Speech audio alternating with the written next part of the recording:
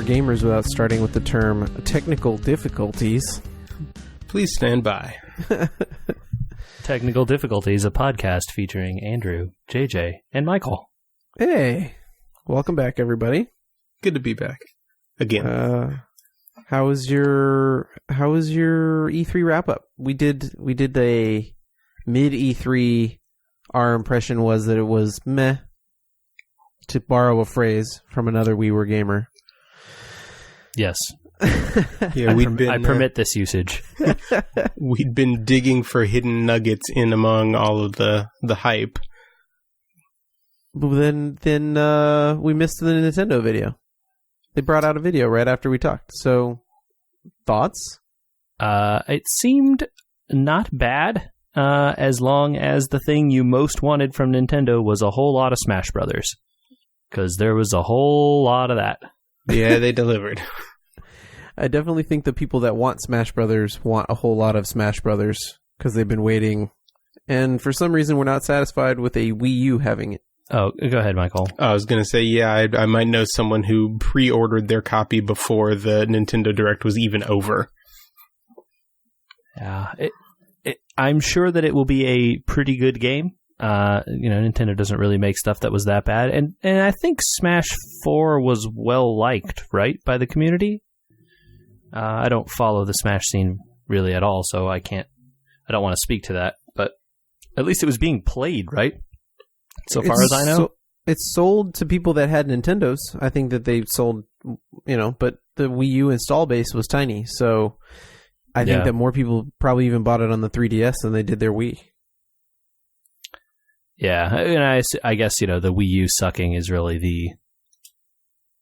the albatross around that neck there. But, it looks like this one should be what people want. It has literally every character from the franchise ever, including somehow Solid Snake and Cloud, and I don't know, whoever else. And it looked to me a lot like the most recent Smash. I mean, I don't know if that's just graphics having staggered or stagnated is the word I was trying to say. Not staggered, but like... Or it's a whole new game. They're not reusing it, right? Yeah, the game is all new, but I think in service to what a lot of the fans like, they brought back not just a lot of the characters, but a lot of the stages from previous games that have been very popular. So looking at some of the promotional stuff, you're going to see a lot of similarities. And I think actually that will wind up being a good thing rather than cutting something out of, whole cloth to make a new game. I'm sure that it will do well because there are definitely, as you said, Andrew, been so many people clamoring for a new Smash. And since it does look like it is a new game as opposed to just the Smash for Wii U HD or whatever, which I don't know, it was HD before. What does that even mean? But, it wasn't just a port of that game. So I'm sure that should quell the community somewhat. Do you think that it will outsell Breath of the Wild on the Switch? Because I assume that's got to be their leading sales. I'm going to say no. Yeah, I don't know how many units Breath of the Wild has sold, but Smash does have longevity that Breath of the Wild probably doesn't. So, like, by the end of the Switch's lifetime, maybe? Because the competitive scene will, if it catches on, will keep playing that game for years and years and years. So I don't know, but hard to say, right? Like, who knows? We're not Nintendo business people. We're not generally business people. Yeah, we're definitely not Nintendo ones. So there are days. Well, did it change anyone's opinion of E3? I think slightly, but not overall. I mean, I was happy to see some of the other stuff they announced. It just wasn't like they showed a tiny trailer for 10 seconds and they were like, and on to this other thing.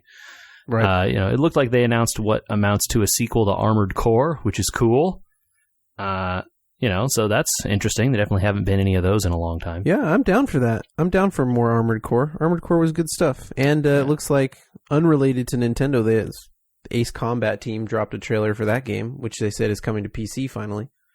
Heck yeah. Oh. Yes, Ace Combat 7. Simultaneous release across the board. We don't have to bounce back and forth between systems now. Yeah, that's good. I still think I'm most interested in Metal Wolf Chaos, but I mean, that's... Ace Combat is a game that should have been on PC a long time ago, right? All of it. Yeah. In the meantime of E3s, I've got a homeowner's minute. Okay. I don't know if anybody else wants to follow this up, but in between, like watching streams of that sort of stuff, it was kind of a busy week over here. I didn't have a lot of time, but I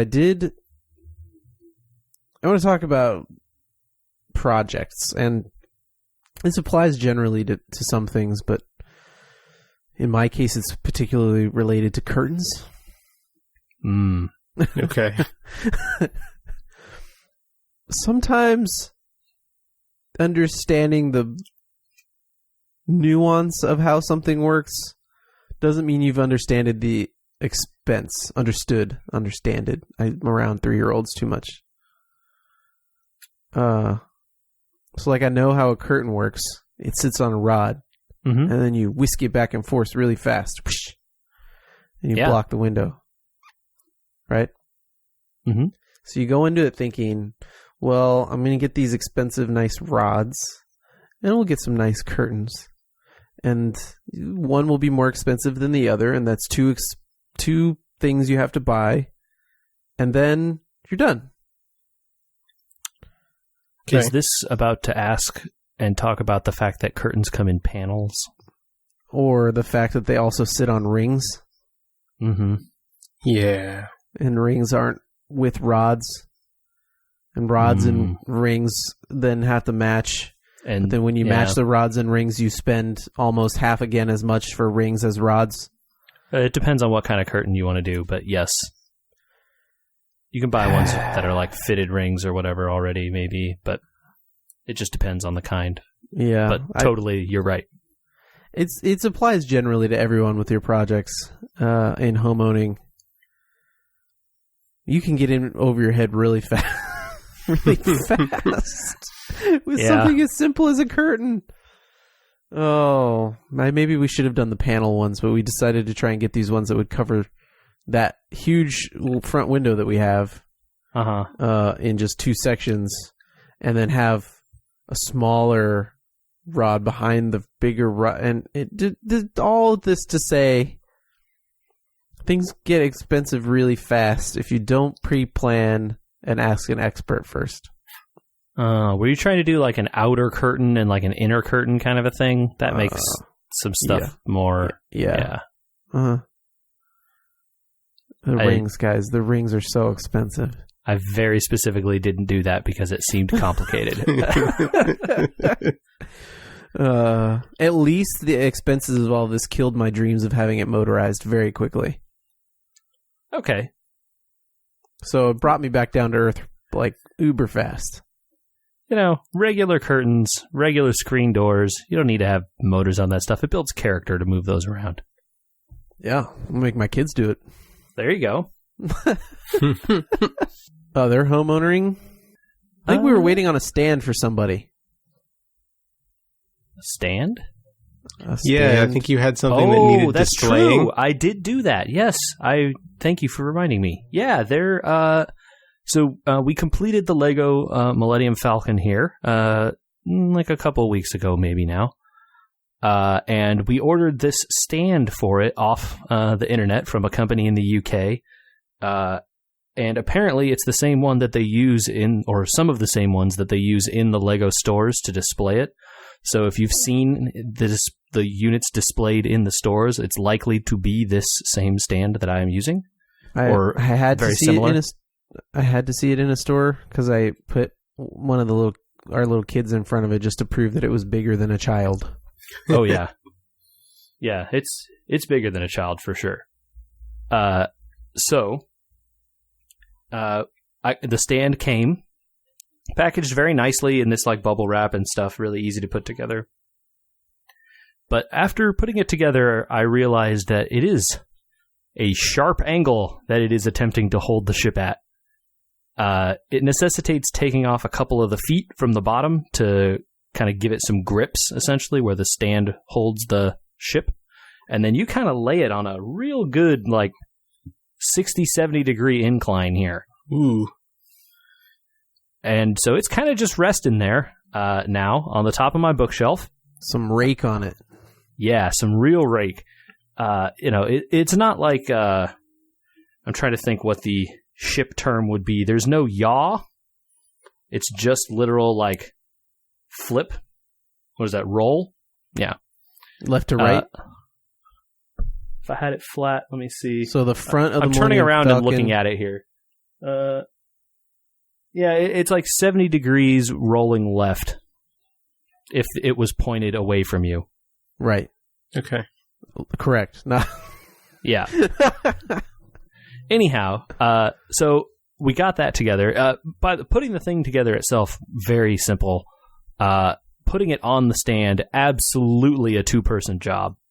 So the thing is huge to lift anyway, and then you have to find these little slots on the stand and carefully lay it down so that you're not breaking everything or letting it fall apart while you do. And once it's on there, it's kind of okay, but the thing is heavy and unwieldy. So, getting it on top of the bookshelf was stressful. It's got to be their best-selling stand to date, right? Gosh, I don't know. It wasn't cheap either, so... But, I mean... Yeah, because there are how many Lego stores, and every one of them presumably has this displayed in it? Or maybe these guys are selling the one that the Lego store made custom, but they're doing their own version of it. I don't know. Is it clear? Is it like that clear plastic, or is it more like a Lego designed thing? Yeah, so it is like an acrylic clear plastic. The base can come in either clear or black plastic, and then there's a little add-on piece in front of it that holds kind of the card and the minifigures. Oh, and the stuff. UCS card. Yeah. Cool. And, it looks great, but I'm fairly certain that if there's another earthquake, this is just going to fall and shatter to pieces on this floor and be gone forever. We'll Not the stand. The stand will be fine. The Legos are going to be gone. We'll be there to cry with you. Did you guys ever see that there's a video someone posted several years ago where they had built the Lego Imperial Star Destroyer, the giant one, and they took a slow motion video of dropping it from 5 or 10 feet up, point first onto a hard floor. Oh my God. And you watch the whole thing shatter into pieces in super slow-mo. They would be finding pieces of that for years. Yeah, it's actually, they set it up in a studio kind of thing, so it was a totally empty room, but...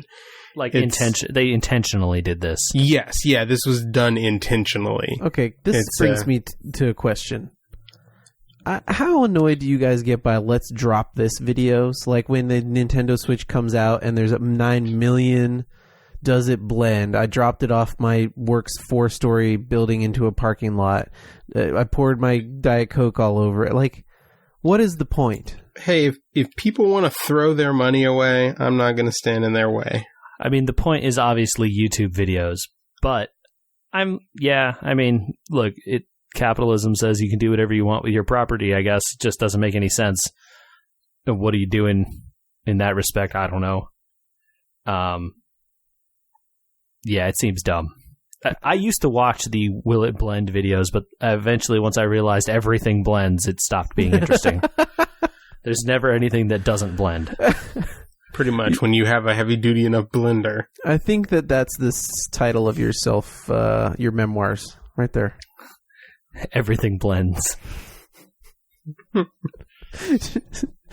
I don't know, whatever.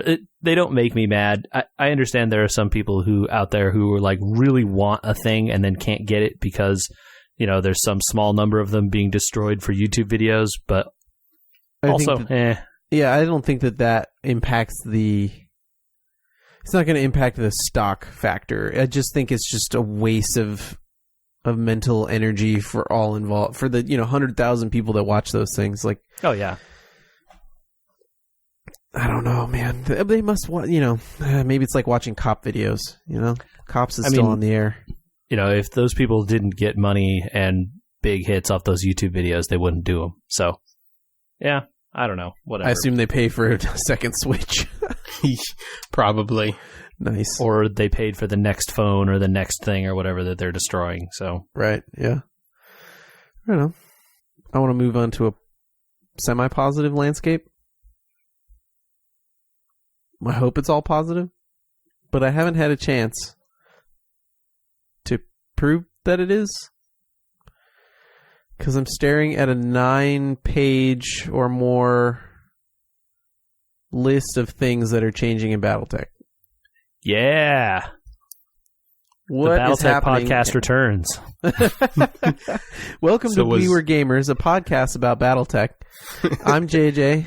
Yeah, that's Andrew. I'm Andrew. Michael's still Michael. Yeah, I'm here. So I'm assuming there was a patch put out. Well, so I don't get... No? Well, so it is released in the public beta update branch for Steam and GOG.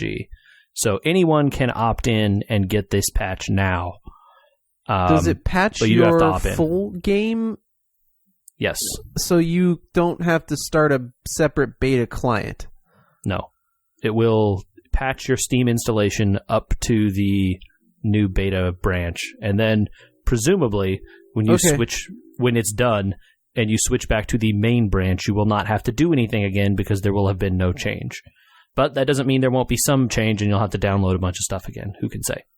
So should I switch? Because I don't really understand that, and that's why I was confused as to whether this was a good thing. Because the cliff notes on this look good, but I wondered why the heck they went to beta with it instead of just putting it out wide. So I suspect they are pretty confident in all of the features and stuff in it. There's some new features, some new content stuff, some balance changes, stuff like that. I suspect the reason they're doing this is to check for weird performance and incompatibility issues. Look, nothing's going to make the performance worse. And they claim to have made it much better. They have also made it possible to speed up your actions in a lot of ways, giving you a lot more control over difficulty settings. I've just gotten to the point, though, that even with all my saves deleted, it takes 5 minutes for stores to load. Yeah, they actually specifically call out save state stuff as one of the things that's improved. Oh, okay. Yep. So that's definitely something that is changed there. A bunch of quality of life. You given this a heavy look over? Yeah, I've definitely read through all of it. I don't know that I've taken it to heart, but I know what's in there. I've gotten about a paragraph in, so give us the rundown here, because I'm overwhelmed.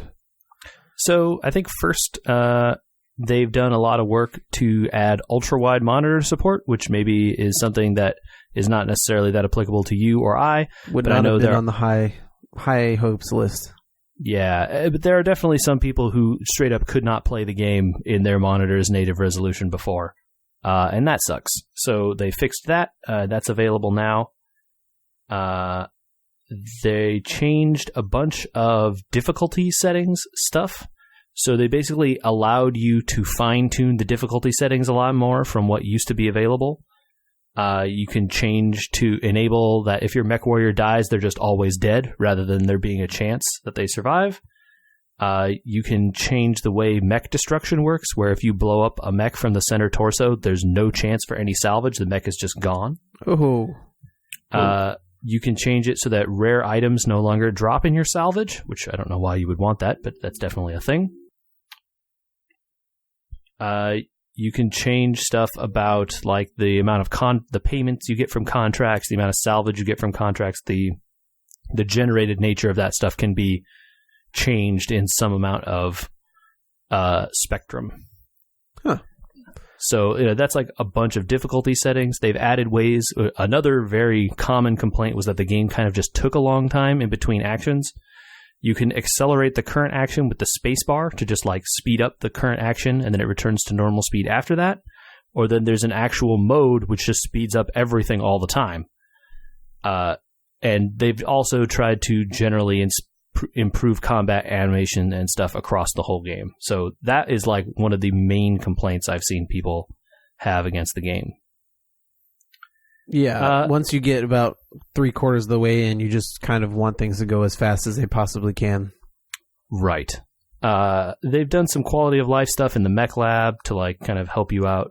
You can buy and sell things from the mech lab tab to a store without leaving the mech lab, which is really helpful in terms of like, oh, I really just need one more laser here or an extra SRM-6 or whatever, that kind of stuff. That's some nice quality of life stuff. And then, they did some more performance optimizations, some UI stuff, more fields, a lot more stuff that lets you customize more characters. And then they made a bunch of balance changes, like straight up, tweaking numbers on things. And balance matters because of the multiplayer. I assume this rolls into the multiplayer? Right? Yeah, I will absolutely assume that it does, because the stuff they changed is like very core to some of the systems. They've increased stability on all of the mech classes higher than light. So medium mechs are now have 130 total stability, heavy 160, assault 200. All of those used to be 100. 200? Yeah, so assaults are now much, much harder to knock down. No kidding. Yeah, and mediums and heavies also are improved in that respect as well. Lights are not improved, but they did get extra difficulty to be hit. And beyond that, it seems like they reduced heat on nearly all weapons, except for medium lasers and small lasers, I think. But almost everything else had their heat go down either somewhat or a decent amount. I saw that they were kind of adding like a recoil to missiles and machine guns and stuff like that, or how's that working? Yeah, so they're changing the way called shot works with multiple hit weapons, so SRM, machine guns, LRMs, those sort of things. Uh-huh. And you lose half of the called shot bonus with each successive shot. So if your called shot bonus essentially gives you like a 90% chance to hit one particular thing, then the next missile gets half that, and then half that, and then half that, and then half that. So it sort of widens the arc for missiles a lot when you're using called shot. Huh. You shouldn't have been using, or shouldn't really have been able to use missiles in kind of a direct fire targeted way anyway. So that seems like a pretty good change. I was definitely using SRMs and LRMs with called shot very effectively. Yeah, absolutely. So now they will be kind of more for only, well, not for only knocking people over, but the damage on them will be spread out a lot more than it used to be. So, those are some pretty sizable changes there. And then a whole huge list of bug fixes. I just wish I had obtained more assault mechs before this change. Well, I don't think there's anything stopping you. Well, they're going to be really hard to knock over now. Well, shoot off the legs. It works real good. Okay, so I also saw in here the king crab has opened its claws. I will just assume that means that the mech model no longer has a closed claw hand and has an open hand. Okay. I don't know what that means. I don't either. But I thought I would ask it as the lead out question from this. Yeah. They definitely have some interesting stuff in there. The customization stuff is cool. It's crazy long. Yeah, it's a huge list of changes. So if anyone was ever on the fence waiting for them to fix stuff, it looks like stuff has been fixed. I'm sure there will be. Okay, so how do you opt into this? I don't even understand. So if you are in Steam, there's a little menu in you go to your library list there, you find Battletech, and then you can right-click on it, and it brings up a little menu with properties, and under that properties, there is a betas tab, and then you can opt in from there. And it is public, so you just opt in. Anyone who has the game can opt into the beta and check out all these changes. Nice. And then assuming once they push it out to the non-beta tab, you could switch back. Or not. I guess you could always stay on the beta. You could. Right on. Yeah, so that's exciting. Is that going to entice you to change your play any, Andrew? I'm definitely be hitting spacebar. Yes, me too. I mean, this looks like it lowered the heat on pretty much everything. Spacebar being that it heats. It seems like that's what they use to speed up the combat. So I pulled up when you said they were changing heat. It looks like the ER large laser has been reduced to 25, and the large laser was reduced to 18. I'm definitely going to be adding more lasers to my mix because that heat. Yeah, the change to the large laser specifically is like one of the biggest ones. So maybe they will actually be worth using now when they were super not worth it before for the heat.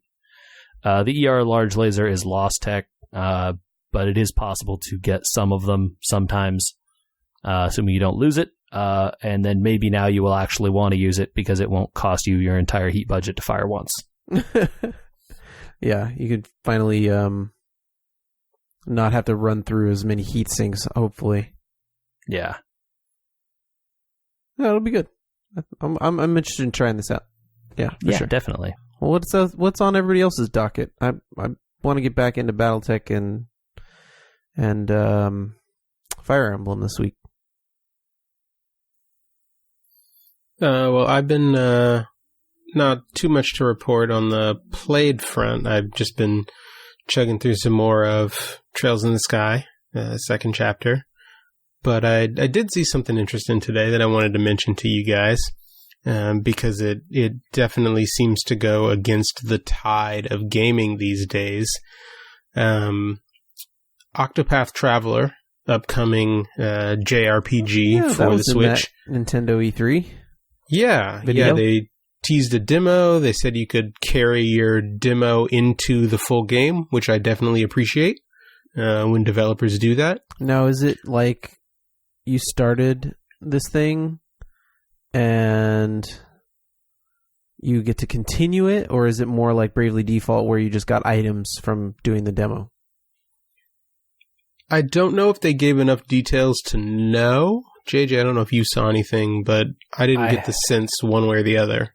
I have not seen anything, but my understanding is that the demo is like chapter 1 of the game, but the way the game is built kind of encourages you to replay stuff with different characters, do the whole 8-path thing.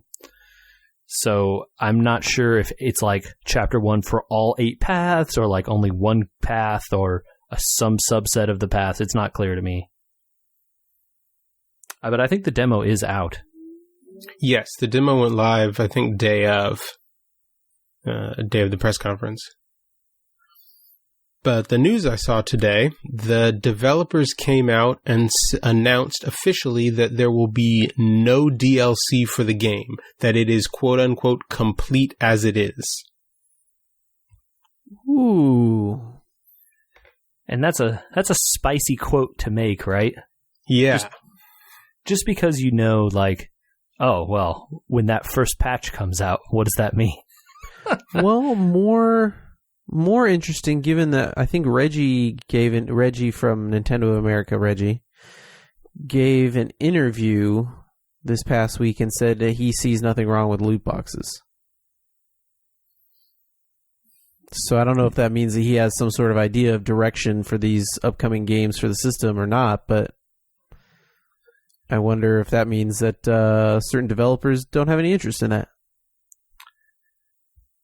Well, I definitely don't know that I would put Square Enix in that camp. They've definitely had loot boxes in games before. Yeah. So they're certainly not immune. But it sounds like they don't want to do them with this Octopath Traveler. I'm just a little sad that maybe we won't get a system that is immune. Yeah. Definitely a bummer. But I mean, games like FIFA and Madden are coming to the Switch, and there ain't no way those aren't going to have their, I guess their card packs in that game. But it is absolutely loot boxes. Yeah, it's too much a part of gaming to, I think, cut it out altogether. I didn't know that FIFA and stuff had loot boxes. I guess that makes sense. Oh my God, Andrew. The collect card thing in FIFA and in Madden is like the only reason I assume those games are profitable. Well, they had to find a way, right? I mean, who was playing sports games in 2018? Yeah. And this has been true going back for years. Even like on the years of the Xbox 360 and the PS3, those games were huge into loot boxy card pack type stuff. So, it is cool that the current generations of those games are coming to the Switch. That's news. That they weren't doing that before. But yeah, no one is immune. And then another tidbit about Octopath. I don't know, did you guys see that they are pricing it as a full-priced game? So this is a $60 product? Yes. Was it not intended to be? Sometimes people get opinions about things that look like they're kind of pixely arty or whatever, and they go, this is an indie game or something, and so it shouldn't be that cost or whatever. I think we're headed for a direction, maybe, where content-wise the games are as lengthy as they have been, but graphics-wise people might be looking to find a way to make things less expensive since they've done enough research to show that no one wants to pay more than $60 for a game. Mm-hmm. So where do you start to make profit in a world where you need to start paying people more? Totally. I just thought it was interesting that they had to come out and say it as though it was like some kind of question. Yeah, I guess maybe because you look at it and you think it looks like a 3DS game a little bit, and so you're expecting it to be $45 or something. Right, and I think that was really what they were trying to get out in front of. Hey, this is going to be $60. It's the full game. There's no DLC. Don't worry, right? Right. Because you can definitely imagine a world where they're like, oh, this game is $30, and then like Story Expansion 1 and Story Expansion 2 and 3 or whatever are $15 each or something. Right, it's the base price for 4 of the 8 characters. Well, that could be kind of interesting, though, because you get through 4 and you're like, I just don't care anymore, and then you don't have to spend all that money. Or you get through 4 and then there's no ending and you're like, what the heck? But then you get up to the $60 you're going to spend anyway? I don't know. Or do you get up to $90 at that point, right? Likely. Yeah. So, I don't really think it's a problem. I just thought it was interesting that they had to come out and say it as though like, hey, this brand new game from a major publisher on a well-regarded system would not be $60. Right. And with this one in particular, too, you can make the argument that it's kind of 8 games. My understanding is the way the game is meant to be played, you have to play each chapter 8 times, and however many chapters there are. So it's not like you can do one character straight through, or maybe it would be really hard. Or you're not supposed to, maybe, in terms of like how the story works. But I'm going to guess if the story is dependent on you playing it 8 times, I would not argue that it's 8 games. I don't think the story is the same 8 times, though, because you're someone else, so you're not in the same places necessarily. That's what I'm trying to say, is that it's a different... It's part of the same experience. It's not a separate game. Oh, okay. Yeah. Sure. Yeah, I got you now. Yeah, I agree with that statement. So, cool. I'm very interested in that game and how it is received. It has a feeling of... I don't know if you guys ever played the Saga games.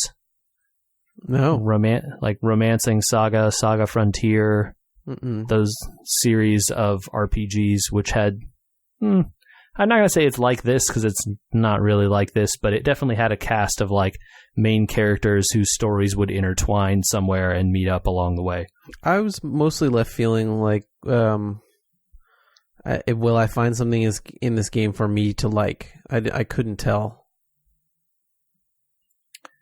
Yeah. I mean, I like Square. I like FF, I like our JRPGs. It seems very oddball and like one of those games that might suffer from lost in translation. Totally. I really am interested to see what the reception to the game is.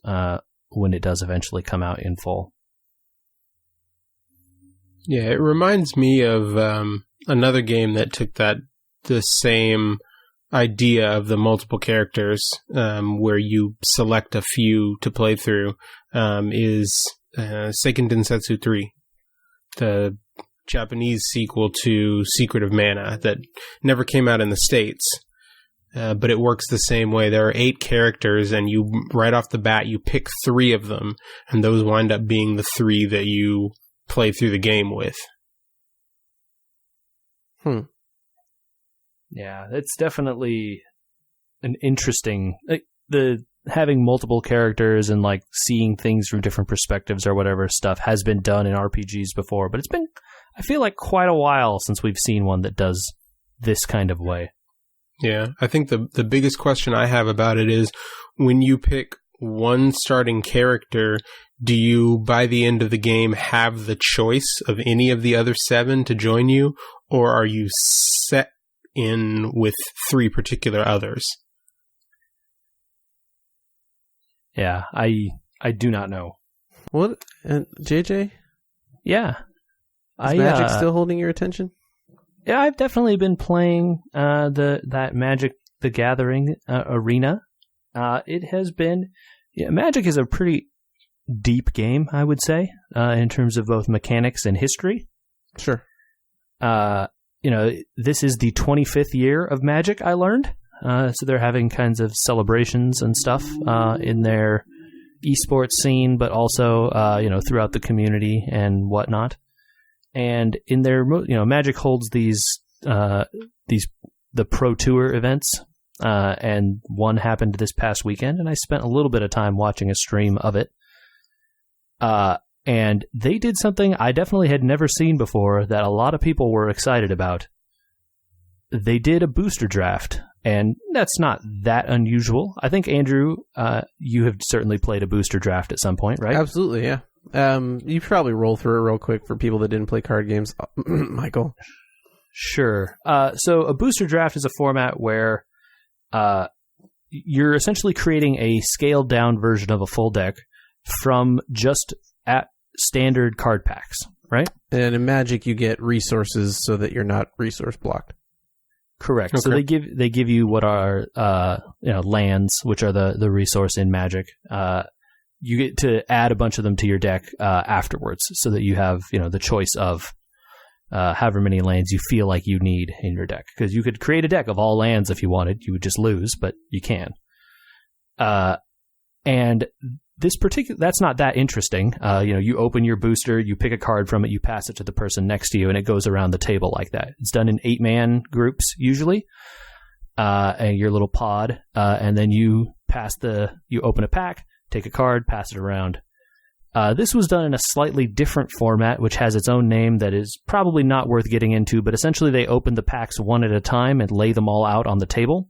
So they open one pack, lay it out on the table, everyone gets to see everything in that pack, and then it starts from the first person and they pick, and then it goes around the table and then snakes backwards.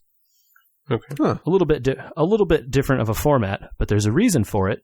It definitely is slower, but the reason is that you get to see all the cards, and that is important because this was a draft of beta. Now, for people that don't know, Magic the Gathering, having been around for around 25 years, is a very old card game, and the sets of Magic, when they came out, it started with Alpha, or it wasn't named anything at the time, but it came to be called Alpha. The next set they put out was called Beta. This is a very, very, very old set of sealed packs that they were opening. And in this time, this included cards that have become famous in Magic since, right? Cards like Black Lotus were possible to show up in here. Cards like the Mox Ambers, or the Mox Jets, the Mox Emeralds, those, what has become the Power 9 cards, Shivan Dragon, and that kind of stuff. Cards that they can never reprint because they're too good. Yeah, cards that are so good and so powerful that they've, remained the best cards in Magic to this day, right? In the format that still allows you to play them. So this is a booster draft from a set from that long ago. And so they lay all the cards out on the table, and you get to pick. And it was very interesting to watch. Essentially, all these people who, some of these cards are worth thousands of dollars. I'm not joking. Like if they opened one of these, super powerful Moxes or a Shivan Dragon or a Time Walk or something like this, or any of the dual lands that existed back in this time, like a land that basically counted as both, like it's both a green and a red or whatever. Some of those are worth lots and lots and lots of money because they're so rare. This Magic was not that big of a thing as it is now compared to back then. So, they're relatively hard to find. And in this format, you can see they give everyone white gloves to wear. Oh, God. The referees open the packs and lay the cards out wearing, the gloves on this beautiful little glass table. I was going to ask what the table is because they're not going to be a standard tournament table. It had like the Magic logo or whatever on a nice piece of like center. Something they cleaned 100 times with non-acidic something or other. It's definitely the kind of it's where they, like a play mat kind of a thing. And it's the one they use on all their streams and stuff. So the color works well. Nice. So you can like see the top down. But yeah. And, because if they opened a Black Lotus in a booster draft format, the cards you pick, you keep. Right. And so there's the possibility that they open a Black Lotus and someone gets a $10,000 card essentially. How did you get into a beta draft? How much do you have to pay, you think? So I assume these people were handpicked. Oh. There was only one, right? There was these 8 people. And it sounded like some of them were former Magic Pro Tour players. Some of them were like very famous members of the community Kibler. Or players who've been playing for... No, Kibler was not in it. Huh. He was at the event, but was not in it. It's just like, people who have played Magic more recently than Kibler. Which is dumb because he was playing that weekend also, right? But whatever. So very interesting to watch them open these, very expensive items and lay them out on the table there. And because then you get the thing of like, oh, they opened a dual land in this pack. That's worth like $3,000. Well, it's not actually that good of a card if I want to win this tournament. But like, are you going to pick it? It's worth $3,000 and the card that is good for the tournament is worth $200. Well, what's the grand prize of the tournament? So the grand prize was a starter deck for Alpha, which also is something that is super hard to find, and also could contain some of these very powerful rare cards. But it's really only like it's a set of those cards. Okay, and then at the back there is about like 1 or 2 boosters worth of random cards. But still, a sealed set from Alpha is also worth a lot of money by itself. But do you throw, so when you're picking your cards, do you throw your chance at winning the tournament to pick the $3,000 land? I don't know. And so they did actually open a Mox Emerald in the course of the draft, which is one of these Power 9 cards. And like, and stuff like Time Walk showed up. There were a couple of dual lands, which is, it's fun to see people who are there get so excited over cards that are, very clearly like really old, right? Yeah. It was cool, it was a fun little event to watch. People can go check that out. I'm sure they have it up on YouTube or something by now. I'm amazed they were able to find enough old boosters to put together a tournament. Yeah, and I assume this just came from the vault of Wizards somewhere, because, this was a officially Wizards-run tournament. So yeah, with how many times they've been bought and sold, I'm surprised they still have a vault that hasn't been raided and lost. Totally. Yeah. Speaking of vaults that have been raided and lost, should we check in if Zer0 Cool is lost in a vault somewhere? I think we should. I'm interested to hear how he's been navigating. I think that he is going to probably be wondering why the game isn't over. He thought he was at the end last time, as I recall. Right. He hasn't figured out that he's kind of in a vault.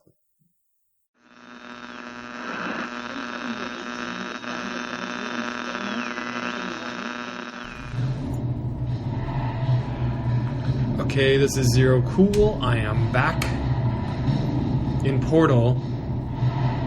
And I just want to say I apologize for how ridiculous that last recording must have sounded because this game is hardly over. I've been behind the scenes for at least an hour. And I am intrigued with this world. Oh, he's hooked. What were they experimenting on? Is this all about time travel or something? This is what we all want to know. Alright, moving along. Yes. Yeah, it's nice to... Anyway, the game's hardly over. I'm still... Oh, where am I going now? Oh. I'm in a new area. It's nice to peel back the curtain once in a while on games. I think this game does a particularly good job of that effect. Whoever was leaving this stuff in the back room, I am curious as to his fate. You don't want to know? Because he doesn't seem like he's been here for a very long time, but he definitely knew. He definitely knew that the cake was a lie.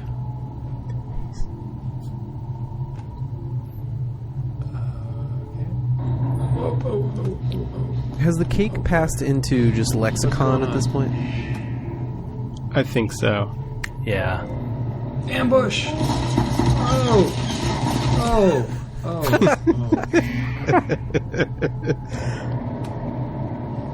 I don't think that went well.